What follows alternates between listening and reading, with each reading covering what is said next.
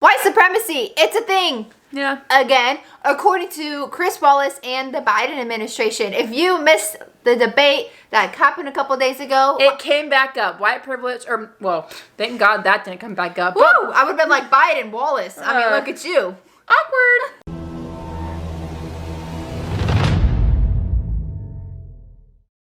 White supremacy came back up in the debates, so we gotta talk about it now. People are saying that President Trump did not condemn white supremacy. Well, actually, he did. And not only did he do it Tuesday night, he's actually done it since the year 2000. So we're gonna go through it all, and we're gonna read the facts. So let's do it. First and foremost, we gotta break down real fast what white supremacy is.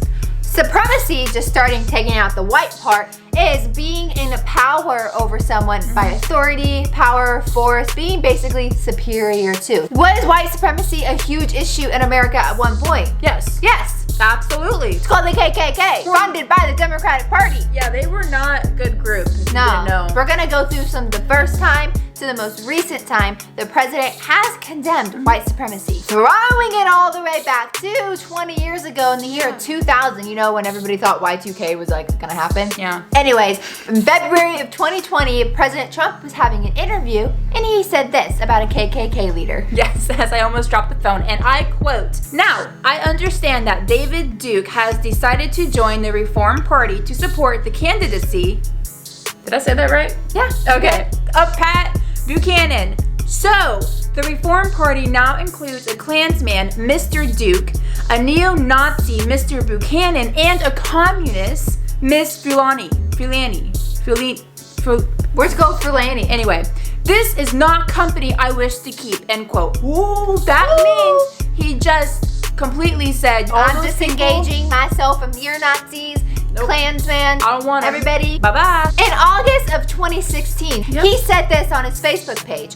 "We will reject bigotry and hatred and oppression in all its forms and seek a new culture built on our common culture and values as one American." That seems like coming against ideas that the KKK and hateful ideas and violent ideas. Even Antifa seem to promote. So again, coming against. We'll go even further back to May 2016 when he said, "I totally disavow the Ku Klux Klan.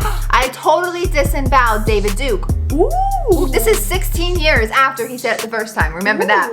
Anti-Semitism has no place in our society, which needs to be united, not divided. There you go. I don't like any groups of hate. Hate groups are not for me. How many times do I have to reject that? I've rejected David Duke. I've rejected the KKK from the time I was 5 years old. Oh, so fire. I just don't get it. How many times do you need him to say it? Do you need him to spell it out for you? Because I bet you probably will. Oh wait, he did. KKK.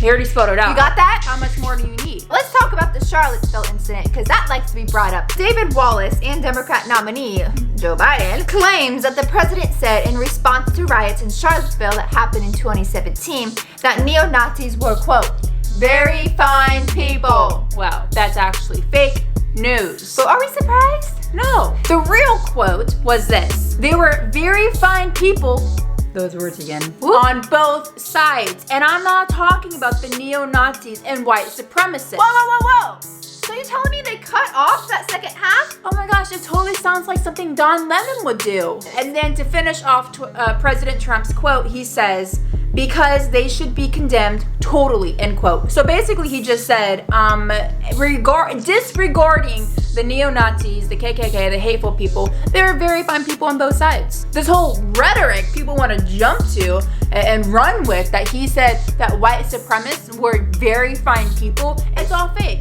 It's all made up. It's a fairy tale. Next time a Democrat or a far left radical person wants to bring that up, now you have the facts and now you are equipped to show them the truth. 2 days after Charlottesville, the president said this: "Racism is evil, okay? And those who cause violence in its name are criminals and thugs, including the KKK, neo-Nazis, white supremacists, and other hate groups that are repugnant to everything we hold dear as Americans." Notice how he called and included the white supremacists, the KKK, and neo-Nazis, which people say are typically made up of white people. He called them thugs. Oh. I thought thugs meant black people. Oh, no, that's just what Democrats want you to think. No. That's not racist or anything. So that's another thing. Thugs does not mean a black person. No. A thug is Someone who partakes in criminal activity. So you could be pink for all I care. If you're partaking in criminal activity, you're a thug.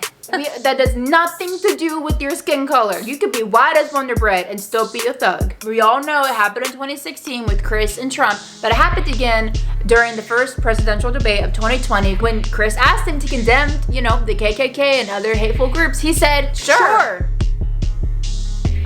Does that mean no? Does that mean no? So what was brought up and said, okay, we have Biden over there bumbling with his earpiece, and he goes, what about Trump says, who do you want me to condemn? Name the group. Biden responds with the Proud Boys. President Trump said, Proud Boys, stand back, stand by. People are freaking out about this, but the president cleared up what he said this past Wednesday. President Trump responds with this, quote, I don't know who the Proud Boys are. Actually, I had to Google it as well. Never heard of them. You'll have to give me a definition because I don't really know who they are.